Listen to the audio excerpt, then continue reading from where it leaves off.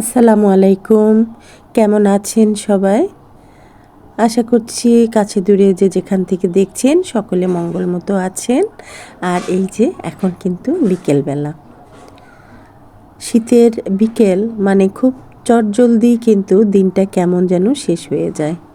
আর আমার এই বারান্দাতে অনেক গাছপালা থাকার কারণে মনে হয় কি আরও একটু তাড়াতাড়ি বুঝি সূর্য চলে গেল, অথচ সকাল থেকে প্রচুর রোদ থাকে।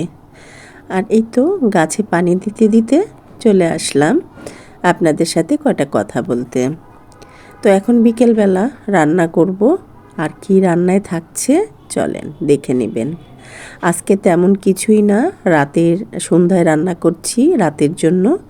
কয়েক পিস কাতলা মাছ রান্না করব, একটু শীতের সবজি দিয়ে রাইস কুকারে ভাত বসিয়ে দিয়েছি। আর এদিকে থাকবে একটু পাতাকপির ভাজা, এই আর কি। তো ঠান্ডাটা না ভালোই লেগেছে। আর আমার ঠান্ডাটা কিন্তু গরম মানে বসেই ঠান্ডা লাগে। ঢাকাতে যে খুব শীত তা কিন্তু না, একটুও শীত নেই, বরঞ্চ গরম। রাতে ঘুমাইতে যে যখন গলাটা ঘেমে থাকে সেই ঘামটা বসেই আমার গলাটা বসে যায়। তো এই তো রুই মাছ না সরি কাতলা মাছ কয়েক পিস একটু লবণ হলুদ দিয়ে মাখিয়ে ভেজে নিচ্ছি। তারপরে আজকে সবজি কী দিচ্ছি চলেন দেখে নেবেন। তেমন কিছুই না, আলু আর শিম দিয়েই রান্না করব। এখানে পেঁয়াজ কেটে নিয়েছি বেশ কিছু, আর এই তো মাছটা হালকা করে ভেজে নিচ্ছি। এই ফাঁকে আমি নতুন আলু কেটে রেখেছি, সেটা একটু ধুয়ে তুলে নিলাম। আর এই যে দেখেছেন শিম, এই শিমটা কিন্তু আমি কালকে একটু স্টিমে দিয়ে সিদ্ধ করে রেখেছিলাম যে ভর্তা খাবো। এটা আমার গাছের শিম, অনেক বিচি বিচি, তো ভর্তা আর করা হয় নাই।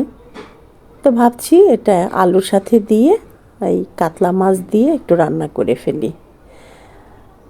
আর আজকে ঘরে সবজিও নেই, তো ফুলকপি থাকলে সবচেয়ে ভালো হতো।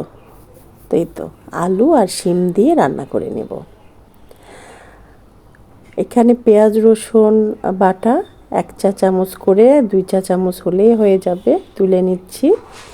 সাথে হলুদের গুঁড়া 1/2 চা চামচ, তারপর যে মানে মশলাগুলো না আমরা গুঁড়া মশলাগুলো খাই, এই যে মরিচের গুঁড়া 1 চা চামচ হবে, লবণ পরিমাণ মতো আমি 1/2 চা চামচ দিয়ে আবার একটু দিয়ে দিলাম, জিরার গুঁড়া 1/2 চা চামচ, ধনিয়ার গুঁড়া 1/2 চা চামচ। জাস্ট এই মাছের তরকারিতে তেমন একটা মশলা না দিলেই বরং চলে। এখানে আমি একটু ফোড়নে দিচ্ছি আস্ত জিরা আর একটু কালি জিরা। কালি জিরার একটা ঘ্রাণ, এটা আমার খুব ভালো লাগে। আপনাদের কার কাছে কেমন লাগে?